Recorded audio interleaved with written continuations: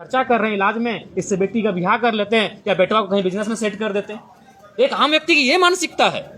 यानी आज जो प्राइवेटाइजेशन का जो मनमानी हो रहा है शिक्षा और स्वास्थ्य के क्षेत्र में, अगर इसको नियंत्रण में नहीं लाया जाएगा पत्रकार महोदय, तो आप सबों के बीच में कहना चाहूंगा, आज से 20 साल बाद आप देखिएगा कि एक गरीब आदमी दरिद्र हो जाएगा।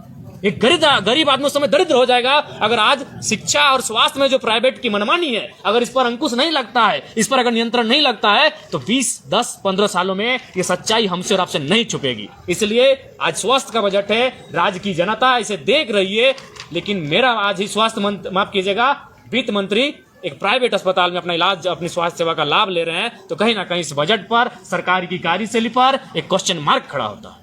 सवाल यह है विधायक जी कि आप स्वास्थ्य व्यवस्थाओं को लेकर कह रहे थे, राज्य सरकार तो स्वास्थ्य बीमा बांट रही है, 15-15 लाख रुपए का जो है ढिंढोरा पीट रही है। देखिए, मैंने वही कहा ना कि वो हाथी के दांत खाने के अलग होते हैं, दिखाने के अलग होते हैं। अभी देखिए बोकारो जिला में चले जाइए, 5 महीने से वेतन नहीं मिला है।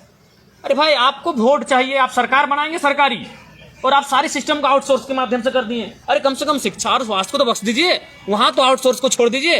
आप सारी चीजों को आउटसोर्स के हवाले डाल दिया। आउटसोर्स में क्या होता है, सबसे पहला बात तो आप सर्च कर लीजिएगा, एक भी कंपनी इस राज्य की आउटसोर्सिंग एजेंसी इस राज्य की नहीं है।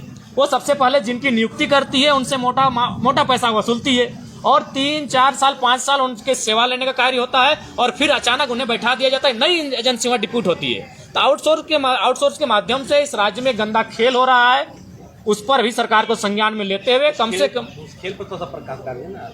देखिए, उसमें अभी जैसे कि आप किसी भी सेक्टर में चले जाएं, चाहे वो शिक्षा का है, स्वास्थ्य का है, एजेंसियों के माध्यम से वहां कार्य लिया जाता है। जैसे कि आप अगर मान के चले कोई भी पद में या फिर कोई कार्य करना चाहते हैं, सेवा देना चाहते हैं, तो आपको नहीं करने से भी तो अनुमान 3 लाख 4 लाख रुपया जो आउटसोर्सिंग एजेंसी है वो आपसे लेती है। फिर आपको वो नौकरी पे रखती है, आपका पेमेंट 12,000, 15,000, 16,000 भी हो सकता है, और 4-5 सालों बाद वो एजेंसी वहां से चली जाती है, नई एजेंसी आती है, और नई एजेंसी नए वर्कर लेकर आती है, और फिर वो आंदोलन करते रहते हैं, धरना प्रदर्शन करते रहते हैं, उनकी सुनने वाला कोई नहीं। इससे बेहतर अच्छा है कम से कम शिक्षा और स्वास्थ्य को दुरुस्त करें और वहां आउटसोर्सिंग के खेल को समाप्त किया जाए। धन्यवाद।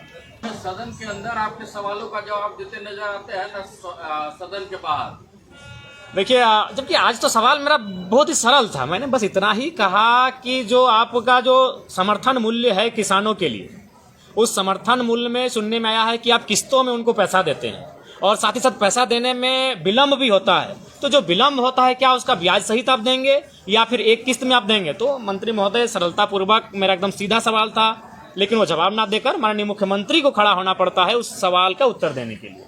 तो क्या परिस्थितियां हैं, स्थितियां क्या हैं, ये आपसे छुपा नहीं है। और एक सवाल है इसमें था आपका गृह विभाग का वैकेंसी को लेकर था।